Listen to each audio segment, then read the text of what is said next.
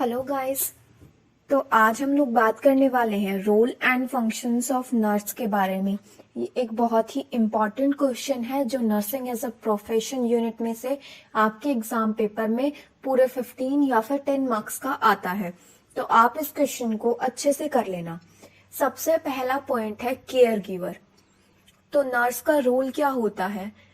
She act as a care giver. वो care provide करती है पेशेंट्स को। केयर जो है वो physical care, psycho social care, development care, cultural and spiritual level पे, हर एक लेवल पे जो नर्स है वो पेशेंट को केयर प्रोवाइड करती है। तो फर्स्ट और मेन पॉइंट हुआ केयर गिवर का। उसके बाद हम नेक्स्ट पॉइंट की बात करते हैं। It is communicator. Communicator nurse के पास जो उसकी कम्युनिकेशन स्किल्स हैं वो बहुत ही ज्यादा अच्छी होनी चाहिए, because she is the mediator between the patient and the doctor. Patient और डॉक्टर के बीच का एक मेडिएटर है नर्स। तो उसकी जो कम्युनिकेशन स्किल्स हैं वो बहुत ही ज्यादा अच्छी होनी चाहिए।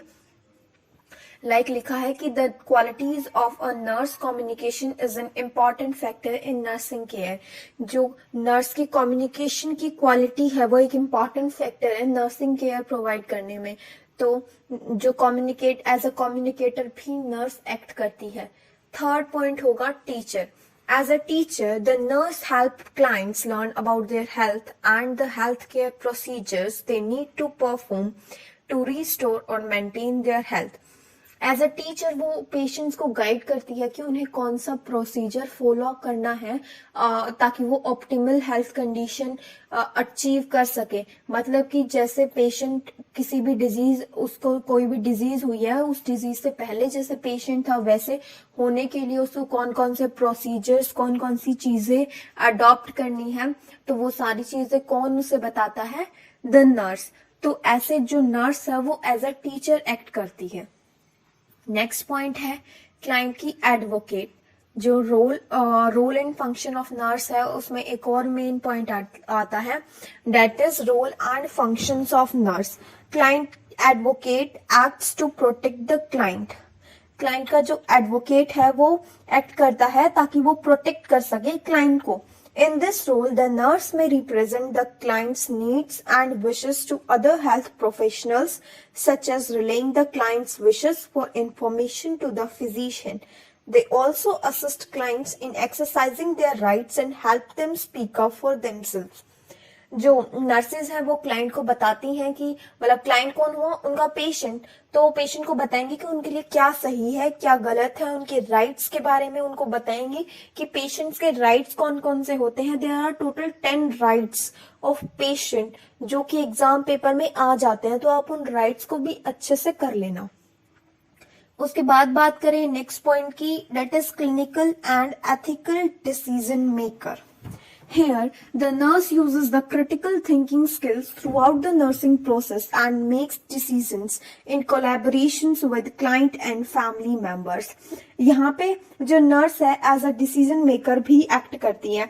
जैसे कि नर्स जो है वो क्लाइंट के लिए जो है बहुत सारे डिसीजंस लेती है, बहुत सारे फैसले लेती है कि उसके साथ कौन सा प्रोसीजर होना चाहिए, क्या नहीं, और किन किन लोगों के साथ मिलके इन कोलैबोरेशन विद क्लाइंट और क्लाइंट के फैमिली मेंबर्स के साथ आपस में बातचीत करके वो क्लाइंट के लिए डिसीजंस लेती है।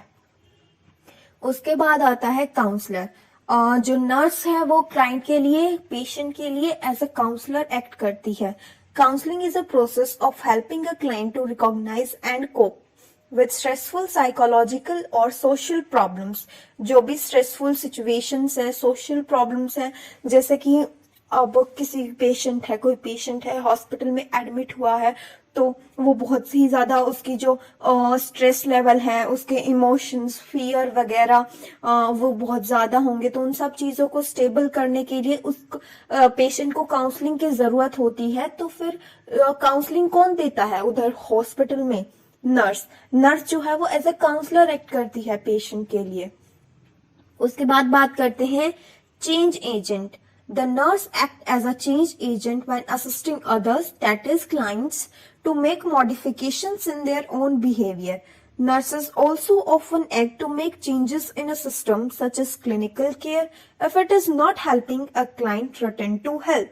चेंज एजेंट मीन्स वो अगर कोई भी प्रोसीजर कोई भी चीज किसी क्लाइंट के साथ हो रही है और उसे उसकी जो हेल्थ है वो ठीक नहीं हो रही है तो वो उस प्रोसीजर को उस हिसाब से क्लाइंट की हेल्थ कंडीशन के हिसाब से चेंज करेगी। अगर उसकी क्लाइंट की जो हेल्थ कंडीशन है वो इम्प्रूव हो रही है तो उस हिसाब से, अगर नहीं हो रही है तो उस हिसाब से प्रोसीजर्स वगैरह को, दवाइयों को चेंज करना। She act as a change agent. उसके बाद बात करते हैं as a leader. This is the one of the main role of the nurse leader. A leader influences others to work together to accomplish a specific goal. The leader role can be employed at different levels: individual client, family, groups of clients, colleagues or the community. As a leader मतलब कि जो nurse है वो as a leader काम करती है patient के लिए। उसके इंडिविजुअल जैसे कोई क्लाइंट हो गया, फैमिली होगी, ग्रुप ऑफ क्लाइंट्स हो गए, तो एज अ लीडर काम करती है। एज अ लीडर जैसे कि स्टाफ नर्सेस को कौन लीड करता है? There is a ward nurse, there is a sister जो सारी की सारी जो स्टाफ नर्सेज हैं उनको लीड करती है, उनको बोलती है कि कैसे कैसे काम करना है। Then they are staff nurses जो लीड करती हैं अदर हेल्थ वर्कर्स को या फिर पेशेंट्स को। एज अ लीडर एक्ट करती हैं, वो कैसे करो वैसे करो। लीडर की तरह वो काम करती है, मोटिवेट करती है लोगों को कि वो अपने गोल्स को अचीव करें। उसके बाद बात करते हैं मैनेजर। जो नर्स है वो एज अ मैनेजर एक्ट करती है। Nurse manages the nursing care of individuals, families and communities. जो नर्स है वो मैनेज करती है कि किस तरह की और कैसे नर्सिंग केयर दी जाए किसी भी इंडिविजुअल को, उसकी फैमिली को या फिर किसी एक पर्टिकुलर कम्युनिटी को। Nurse manager also delegates nursing activities to ancillary workers and other nurses and supervisors and evaluate their performance. जो नर्स मैनेजर है वो अदर नर्सेस को सुपरवाइज करता है और उन्हें बताता है कि उन्हें क्या काम करना है, कौन से वार्ड में काम करना है, कौन से शिफ्ट में काम करना है। तो वो एज अ मैनेजर वर्क करती है कि मैनेज करती है हर एक चीज को। उसके बाद आता है case manager. Nurse case managers work with the multidisciplinary health care team to measure the effectiveness of the case management plan and to monitor outcomes. जो नर्स है वो as a case manager act करती है with multidisciplinary health care team के साथ, ताकि कोई जो केयर है वो इफेक्टिवली दी जा सके पेशेंट को। उसके बाद है रिसर्च कंज्यूमर। रिसर्च कंज्यूमर की तरह जो नर्स है वो एक्ट करती है in a clinical area. Nurses need to, किसी भी क्लिनिकल एरिया में नर्सेस को क्या पता होना चाहिए, वो they should be aware of the process and language of research, कि वो अवेयर होनी चाहिए जो भी प्रोसेस और लैंग्वेज ऑफ रिसर्च है वो सेंसिटिव होनी चाहिए इश्यूज को, इश्यूज से रिलेटेड, जैसे कि इश्यू हो गया प्रोटेक्टिंग द ह्यूमन राइट्स। वो पार्टिसिपेट करें in identification of significant researchable problems and they should be discriminating consumer of research findings. तो एज अ जो नर्स है वो एज अ रिसर्च कंज्यूमर भी एक्ट करती है। उसके बाद कुछ एक्सपेंडेड रोल ऑफ नर्स के बारे में हम बात करते हैं। सबसे पहले आता है clinical specialist. Is a nurse who has completed a master's degree in specialty and has considerable clinical expertise in that specialty. Clinical specialist क्या होता है कि कोई भी ऐसी नर्स जिसने मास्टर्स डिग्री करी हुई है लाइक एमएससी और उसके पास एक पर्टिकुलर एक्सपीरियंस है किसी भी स्पेशलिटी का और वो एक्सपर्ट है इंडिविजुअल्स को केयर देने में, that is known as clinical specialist. उसके बाद बात करते हैं नर्स प्रैक्टिशनर की। Nurse practitioner is a nurse who has completed either as a certificate programme और a master's degree in a speciality. तो इसमें जो नर्स है वो एक सर्टिफिकेट प्रोग्राम या फिर कोई मास्टर्स डिग्री कंप्लीट करती है, तब वो एज ए नर्स प्रैक्टिशनर जो है वर्क कर सकती है। और she is skilled eight making nursing assessments. वो नर्सिंग असेसमेंट बनाने के लिए स्किल्ड है। performing PEE, counseling, teaching and treating minor and self-limiting illness. उसके बाद हम बात करते हैं नर्स मिडवाइफ की। Nurse, a nurse who has completed a program in midwifery. जिस भी नर्स ने ये जो प्रोग्राम है मिडवाइफरी का वो कंप्लीट किया हुआ है, and she is able to provide pre natal and post natal care to the mother and to the child and deliver babies to women with uncomplicated pregnancies. जिनकी uncomplicated pregnancies हैं उनकी babies को birth करा सकती हैं कौन? Nurse midwife, जिसने midwife का प्रोग्राम किया हुआ है।